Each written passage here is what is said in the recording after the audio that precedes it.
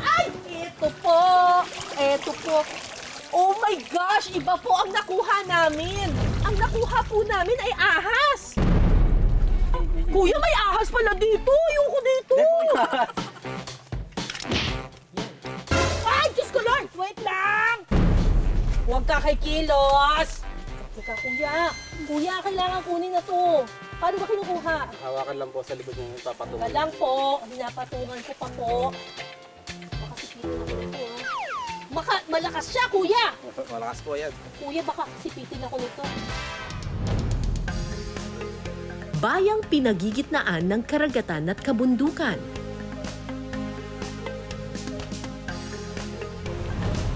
Sikat ding summer destination dahil sa malalaki nitong mga alon.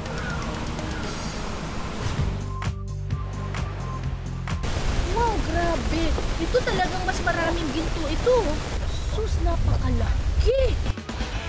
Maliban sa magagandang tanawin, may iba pang yaman ng bayang ito. Teka lang, ito na! May alon na! Baka mabali? Hindi naman po yung kahon eh. Ang bigat!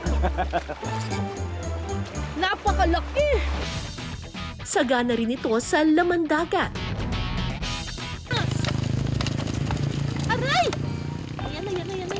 Ay, nagtatalunan. Ngayong tag-init, samahan niyo kaming bisitahin ang lugar na bubusog sa ating mga mata at tiyan. Kahit maliit, sarap pa rin. Love it! Panalo!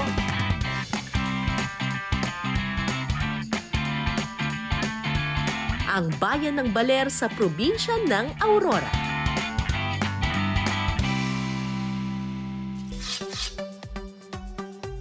Ang Baler ay nasa pagitan ng Pacific Ocean at bulubundukin ng Sierra Madre. Dahil nakaharap ito sa Pacific Ocean, malalaki at matataas ang mga alon dito. Kinilala ito bilang birthplace of surfing in the Philippines. Malaking bahagi ng Baler Aurora ay napaliligiran ng tubig. Specifically, the Pacific Ocean. Nandito tayo ngayon sa Baler Bay. At syempre, kapag may coastal community, maraming isda. Marami tayong kakainin na naman ngayong araw na ito. Ngayon, espesyal yung ating kukuning isda. Ang tawag dito ay isdang dorado. Alam niyo ba kung ano ibig sabihin ng dorado? Dorado in Spanish ay ginintuan. Kasi may ginto raw siya. Hindi. May kulay siyang ginto. Medyo malalaki raw itong mga isdang ito, kaya kukunin natin doon sa bangkang yon gamit ang isang kayak. Dahil nahuhuli ang mga isdang dorado sa malalim na bahagi ng dagat, ilang araw na nananatili sa laot ang mga mangingisda. Kuya Danny, kumusta na pose? Kumusta po? Ito po ba yung kayak ninyo? Opo, ma'am. Hindi natin sasakyan to. Opo, sasakyan lang. Ay, sasakyan natin? Akala ko i-anod lang na ganyan. Po, gano'n na rin po. Pero itutulak mo. Itutulak o nakasakay tayo sa taas? Opo. Ah, ganun. O sige, kaya ba tayo nito? O, kaya po, ma'am. Hindi makalapit ang bangka nila sa dalampasigan dahil maaari itong sumadsad at masira. Kaya naman gumagamit sila ng improvised na kayak sa paghakot ng mga isda mula sa bangka papuntang Pampang. So, kakaiba yung kanilang kayak gawa sa styro na binalutan ng lambat at may kawayan. Kaya natin to.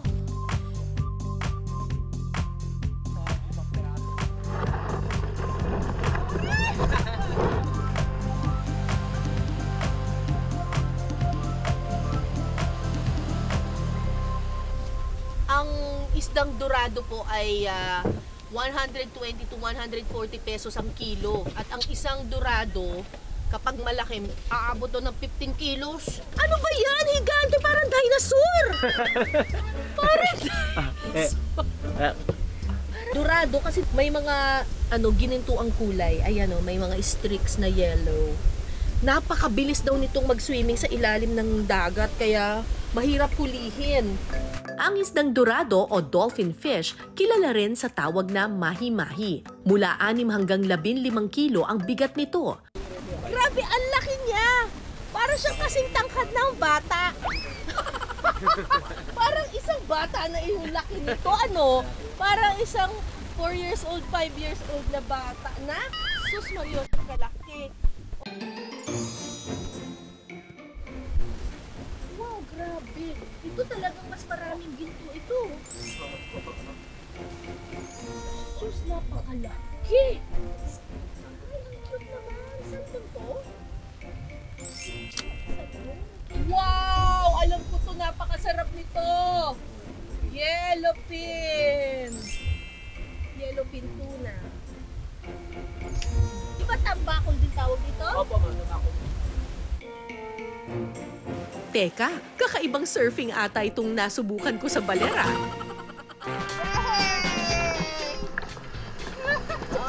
Teka lang, eto na, may alon na. Baka mabali. Hindi naman po yung kahoy eh. Ang bigat! Napakalaki! May pangsinigang na kami! 1, 2, 3. Mapapakain namin ng buong barangay. Dahil sa dami ng nakuha natin. Bago pa man lumaot ang mga mangingisda rito, may mga namamakyaw na ng kanilang magiging huli. Kaya pagkababa ng mga isda, diretso na ito sa mga wholesaler. Yan! Dito ba makikiluhin pa natin? Makikiluhin. Kayo po si Ate Shania. Shania ba? Shania Twain. Napakalaki po nito. Parang dinosaur po itsura eh. 6 na kilo. 18.3. O, dorado ulit. Pwede ng 6 yan? Yellowfin, yellowfin. Ano mas mahal? Dorado, yellowfin? Yellowfin po, ma'am. Magkano yellowfin? 200 po. Dorado, magkano? 150 po. Okay. So, ang total nung dorado ay 3,253. Yung yellowfin, 1,178. Yung salmon, 2 kilos. Pero may awas na 5%, kaya 380. 380 na lang po, ma'am. So, ang total ay 4,811. Gawin mo ng 5,000. Joke. So, ito yung nakuha nating isdang dorado. At nakikita nyo, meron ditong kamatis, may siling pangsigang. Kasi magluluto tayo ng sinigang na dorado. Pero may twist itong sinigang na iluluto sa atin ni Chef Ronald. Kasi nakalagay sa sizzling plate. Anong tawag niyo po dito sa ganitong uri ng dorado?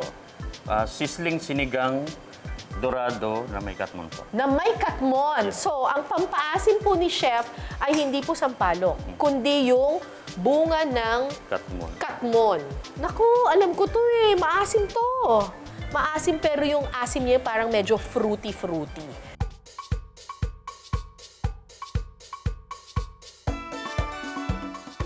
Gumawa na po tayo ng fish stock, yung mga tinik po ng dorado, pinakuluan na natin na may kasama ng katmon.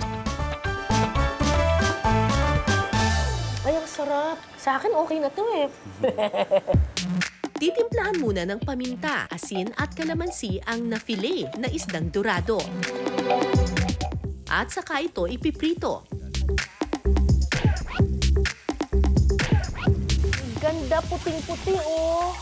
Habang piniprito ang isda, pwede nang gawin ng sauce ng sinigang. Sa kawali, magpapakulo lang ng dorado broth o yung sabaw mula sa pinagkuloang tinik ng dorado. Sunod na ihahalo ang slurry o tinunaw na cornstarch sa tubig. Ito ang magpapalapot ng sauce. Sunod namang ilalagay ang sitaw, labanos at mustasa. Samantala, sa kabilang kawali, ihahalo naman sa pinipritong dorado ang kamatis, siling haba at katmon. Parang ano pala to, deconstructed na sinigang ano. Maya-maya pa, pwede nang i-assemble sa sizzling plate. Gulay po. Wow! Ang init talaga! Sizzling dorado sinigang with katmon. Tikman na natin. Ang sosyal tingnan.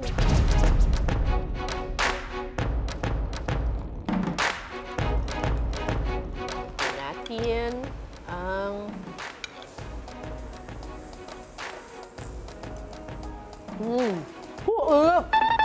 nakalimutan ko sisling pa lang. Yung dorado, para siyang angige, parang ganun yung peg niya. Mas malambot siya kesa sa tuna. Tapos yung sinigang na sabaw, sarap ng pagkakaasim ng katmon. Meron siyang fruity flavor na bagay dun sa dorado. Okay to. Sarap. Mula sa yaman ng kanilang karagatan, lilipat naman tayo sa biyayang mula sa mga ilog. Mangunguha tayo ngayon ng kuray. Ang kuray ay isang uri ng alimango or land crab. Kasama ko dito si Kuya Osir. Sa ibang mga lugar, ang tawag dito ay kuday, pero dito sa Aurora, kuray ang tawag nila. Kahapon pa lang, nag-iwan na sila ng mga trap dito. Titingnan natin kung meron ng nahuli na mga kuray. Kailangan overnight talaga, no?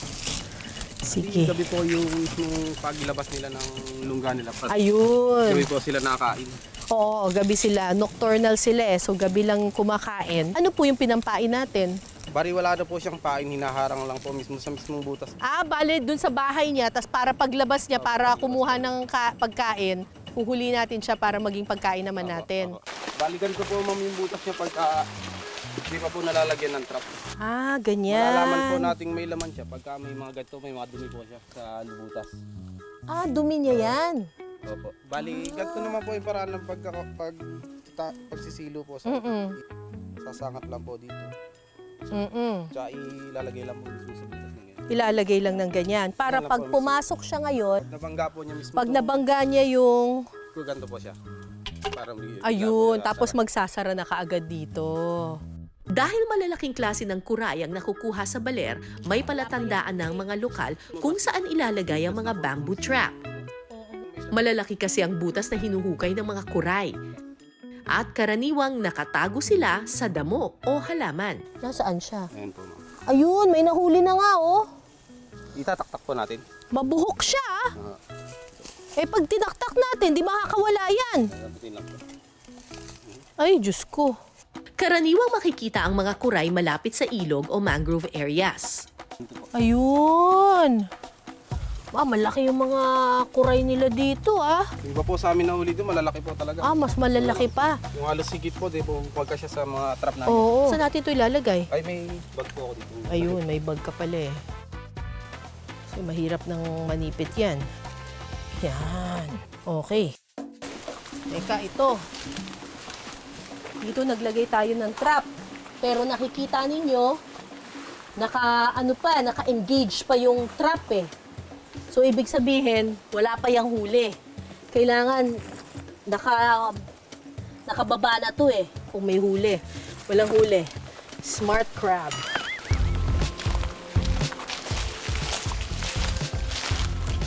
Mukhang may nahuli na tayo. Kasi kung titingnan ninyo yung pain na to, natanggal na yung pan-trigger. Ibig sabihin, may huli na dito. Meron nga! Buhay pa! Mukhang malaki siya. So, itataktak na natin to. Ayan siya, Kita mo? Itataktak na natin to. Tanggalin ko na dito. Yan. Yan. Oh, Diyos ko Lord! Wait lang! Huwag ka kay kilos!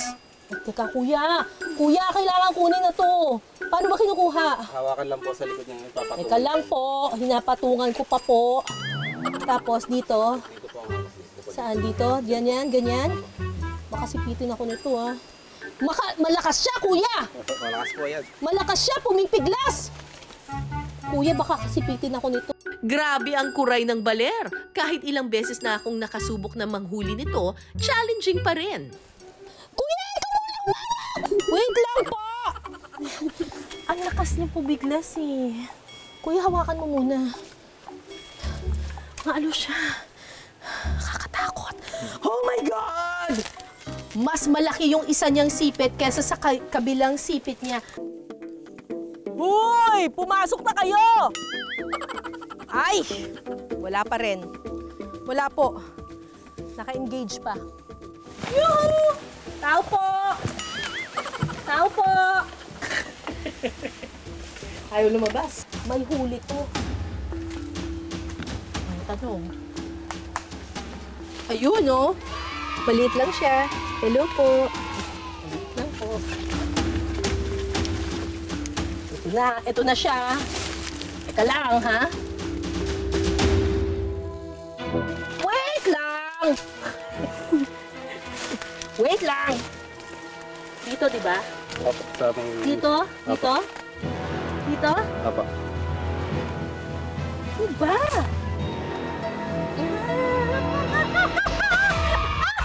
Aray! Iniipit ako dito! Alam mo, grabe siya, ha? Nanunusok! Nanunusok! So, naninipit siya, pero yung mga maliliit niyang mga galamay, nanunusok din siya. Ang mga kuray na ating nakuha, diretso na sa kusina. Ang bayan ng Baler may sariling bersyon ng kaldereta at ang pangunahin nilang sangkap, kuray.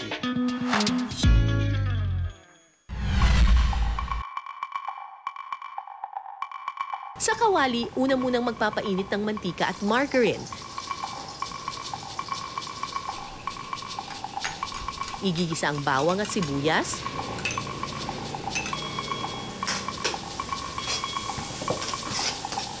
Sunod ay hahalo ang liver spread,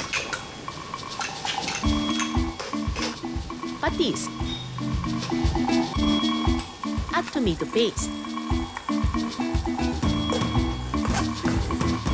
Saka ilalagay ang bell pepper, patatas, at carrots. Maglalagay rin ng tubig at saka ito titimplahan ng seasoning at paminta. Takpan po natin muna para po maluto po yung patatas at carrots. Balikuan lang po, sa kalating minuto lang po. Makalipas ang ilang minuto, ihalo na ang kuray at gata. Yan.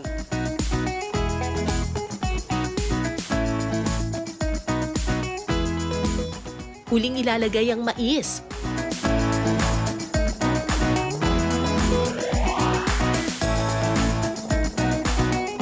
Kapag kumulo na, ready nang lantakan ang kalderetang kuray.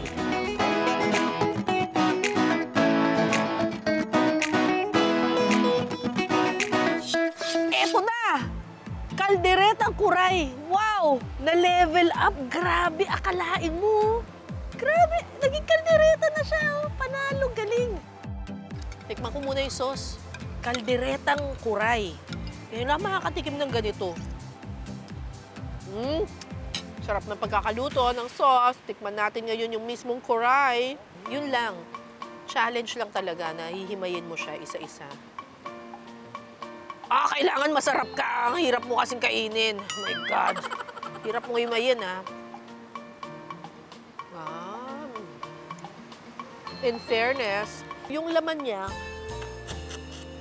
yung mismong laman niya, lasang yung mud crab. Lasa siyang alimango. Very juicy at manamis-namis. Yung aligin niya, hindi ako masyadong fan. Mas masarap pa rin yung aligin na orange. Yung aligin kasi nitong kuray ay itim. Medyo mapait ng kaunti. Pero yung laman, masarap.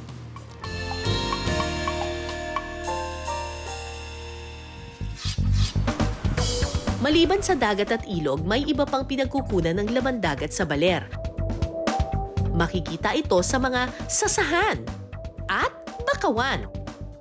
Trap gawa sa mga plastic bottle ang gamit na panghuli ng mga hipong sasa. Nilalagyan ito ng mga butas sa dulong bahagi nito para sumingaw ang amoy ng pain ng niyog at maakit ang mga hipon na pumasok sa trap. Ay, ito po! Ito po! Oh my gosh! Iba po ang nakuha namin! Ang nakuha po namin ay ahas! Ahas ahas ba to? Kuya, may ahas pala dito. Ayoko dito. Ano? Kung po yun, yung Ano? palos. Palos po. Palos. Akala ko. Ayan, may hipon, no? May hipon, ma'am. Mayroon pong isang hipon. Kuya, naunahan na tayo ng palos eh. Kinain na nga. Kinain na ng palos yung Kinain hipon na. eh. Parang 5 pirasong palos. Ang problema, kinain na nila yung hipon. Wala Sige, na. halika. Baka mamaya may ahas dito, kuya. Wala po, ma'am.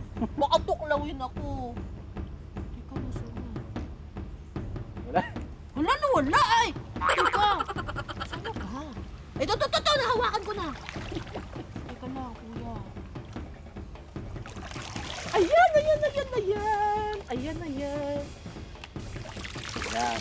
Ayun, nasaan? Walang igat. Wala po. Hipon naman. Parang isang pirasong hipon lang to. Kinakain na. Dalawang tatlong hipong nagtatalunan. Okay. O, ito yung isa. Ayun, may nagtatalunan. Ayan, daming nagtatalunan. Eto, may kuha po tayo. Nagliliit ng hipon. Pero, ganun talaga kapag river shrimp na mga nandito sa mga mangrove areas, maliliit talaga. Except na lang yung river shrimp dun sa Pampanga na parang ulang. Yun, ibang level yun. Ang lalaki nun. Ito pa po.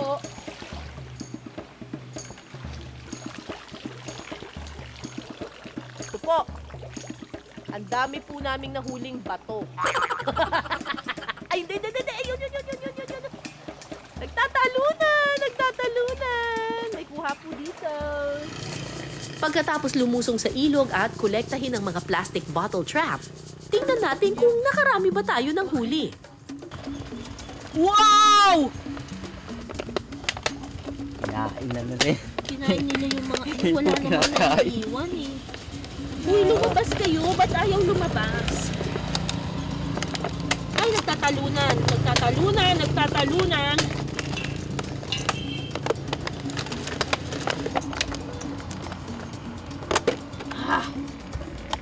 Daming kuha.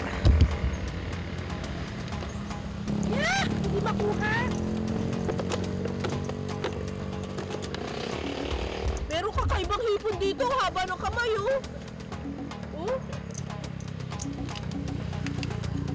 At ito na po ang aming mga nakuha. Marami po kaming nakuhang mga hipon, pero marami rin kaming nakuhang igat. Pero mamaya ibabalik namin yung mga igat kasi dito pala sa Aurora, hindi daw nila kinakain yung igat. May tumakas, nakita ko!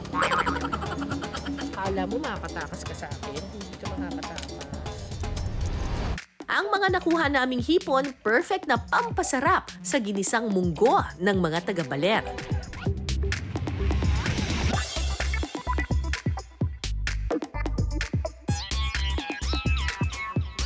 Igigisa muna ang bawang, sibuyas, kamatis at baboy.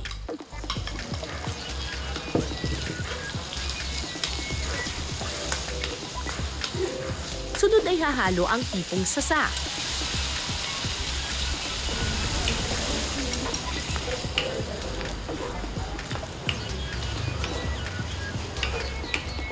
Tatakpan po muna natin ng ilang minuto, mga 10 minutes.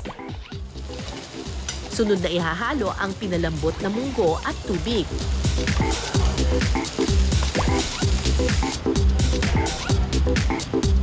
Timplahan ito ng asin at seasoning. Ilalagay na rin ang chicharon, dahon ng ampalaya, malunggay at alugbati.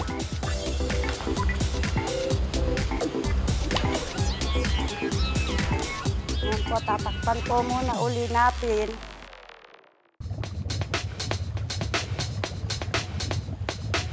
Kapag kumulo na ang sabaw, pwede na itong isalin. Ready na ang ginisang munggo na may hipon. Nahawakan ko na! Matapos ang paglusong sa ilog at pagkuha ng mga hipong sasa, ayan! Oras na para tikman ang ginisang munggo with hipong sasa. Ay, ang sarap ng hipon. Alam mong fresh talaga. Iba talaga kapag fresh. Ang cute niya ng hipon, ang liit, pero malinamnam siya. Yun eh. Kahit maliit, sarap pa rin. Love it. Panalo. Kapag sinahugan mo ng hipon, tapos pinakatas mo yung hipon, tapos nilagyan mo pa ng chicharon, champion na champion. Paksiw na bangus na lang kulang. Ang sarap. Ang sarap. Approve.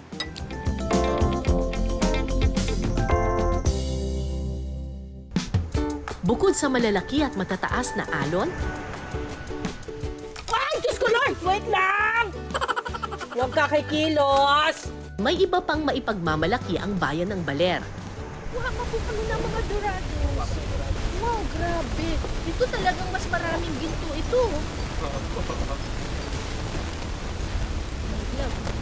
Sus, napakalaki. Napakalaki.